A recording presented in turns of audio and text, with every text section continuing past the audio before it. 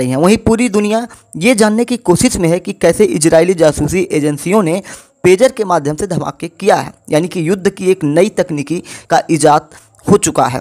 और हम जिस मोबाइल में आपको चीज़ें सुना रहे हैं, जिसे आप सुन रहे हैं, शायद कभी हमारा दुश्मन देश इसमें भी ब्लास्ट कर सकता है। ऐसी संभावनाएं इस घटना के बाद से पूरी दुनिया में हो गया है कि अब हमारे पास जो फ़ोन है, हमारे पास जो भी इलेक्ट्रॉनिक गैजेट हैं, वो ब्लास्ट किए जा सकते हैं। कैसे हो सकते हैं, ये सारी चीज़ें लेकर दुनिया इस समय संशय में पड़ी हुई है। आपको बता दें कि इस कड़ी में एक हैरान करने वाला जो तथ्य सामने आया है, कंपनियों और सेल्फ फर्मों के मकड़ जाल में ऐसे व्यक्ति का नाम सामने आया है जिसका जन्म भारत के केरल राज्य में हुआ है। हालांकि अब वो भारत का नागरिक नहीं है, वो नॉर्वे का नागरिक है।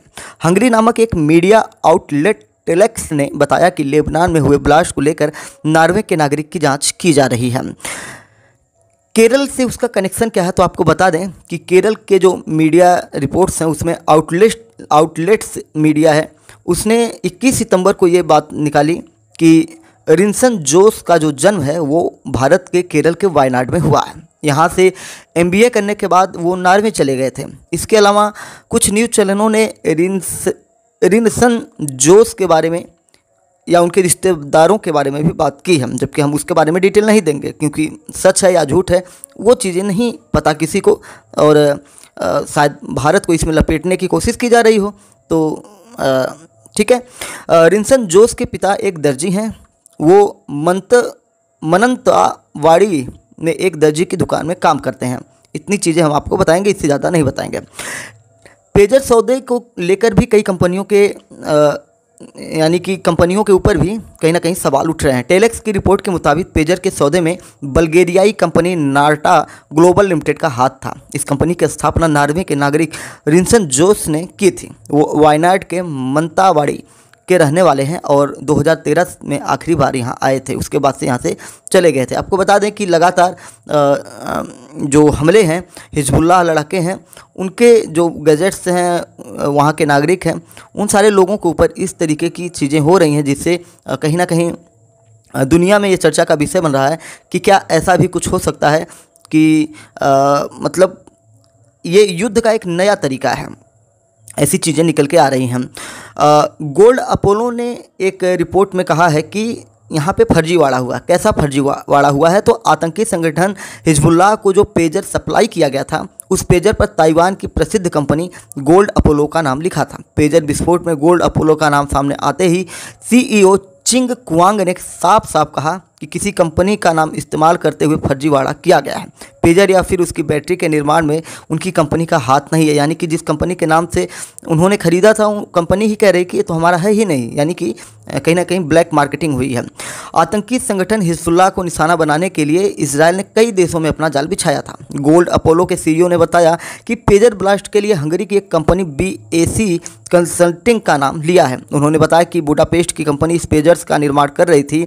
उनकी कंपनी के साथ उसका 3 साल का एग्रीमेंट हुआ था। BAC कंसल्टिंग ट्रांजैक्शन में माध्यम का काम करती थी। इसका कोई ऑफिस भी नहीं है। वहीं बुल्गारिया के नोर्टा ग्लोबल की स्थापना केरल में जन्मे रिंसन जोस ने की थी। BAC कंसल्टिंग ने गोल्ड अपोलो और नोर्टा ग्लोबल दोनों के साथ पेजर की डील की हुई थी। तो ये सारी चीज़ें निकल के लगातार सामने आ रही हैं। आपको बता दें कि UN महासभा ने भी इस चीज़ को लेकर आपातकाल बैठक बुलाई थी। लेबनान में जब हमला हुआ तो संयुक्त राष्ट्र ने ईरान के दूत अमीर सईद इरावन ने जो बड़ा बयान दिया, वो कहा गया कि संयुक्त राष्ट्र महासभा की एक आपातकालीन बैठक को संबोधित करते हुए उन्होंने अपनी बातें कही। उन्होंने कहा कि बेरूत में संचार प्रणालियों को नष्ट करने का आरोप लगाया, जिससे राजदूत समेत हज़ारों लोग घायल हुए। अपने भाषण में इरावानी ने यह भी कहा कि फ़िलिस्तीन को संयुक्त राष्ट्र के पूर्ण सदस्य के रूप में स्वीकार किया जाना चाहिए और संयुक्त राष्ट्र चार्टर के अनुच्छेद 6 के आधार पर अपनी प्रतिबद्धताओं का पालन न करने और अवैध कार्यों के लिए इजरायली शासन की सदस्यता को उकसाया जाना चाहिए। ये सारी चीज़ें उसमें कही गई और कहीं ना कहीं बस वही बातें हैं कि दुनिया इस समय अलर्ट पर है कि भाई अगर ऐसा वहाँ पे हुआ है तो दुनिया के किसी भी देश में, किसी देश के द्वारा, क्योंकि दुनिया में अब तो साइबर वार किसी भी तरह से हो रहा है और अब अभी तक तो साइट और वेबसाइट हैक किए जा रहे थे। अब मोबाइल फ़ोन और जो वाकी टॉकी हैं उन सारी चीज़ों को में ब्लास्ट करवाया जा रहा है। तो ये चीज़ें कहीं ना कहीं समस्या उत्पन्न कर रही है और इन सारी चीज़ों को लेकर लगातार मीडिया की सुर्खियाँ बनी हैं। भारत की मीडिया में ये पूरा जुड़ा हुआ था, विभिन्न मीडिया के हमने स्क्रीनशॉट आपको दिखाए हैं और वायनाड से रिंसन जोन्स का कनेक्शन बताया जा रहा है कि वहाँ के रहने वाले हैं। ये सारी चीज़ें निकल के सामने आ रही हैं।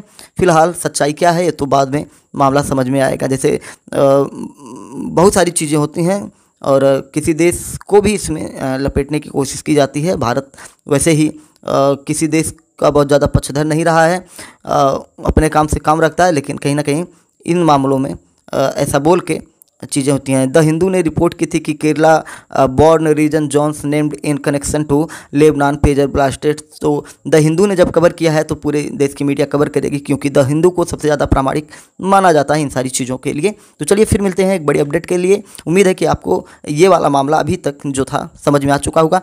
जय हिंद, नमस्कार, भारत माता की जय।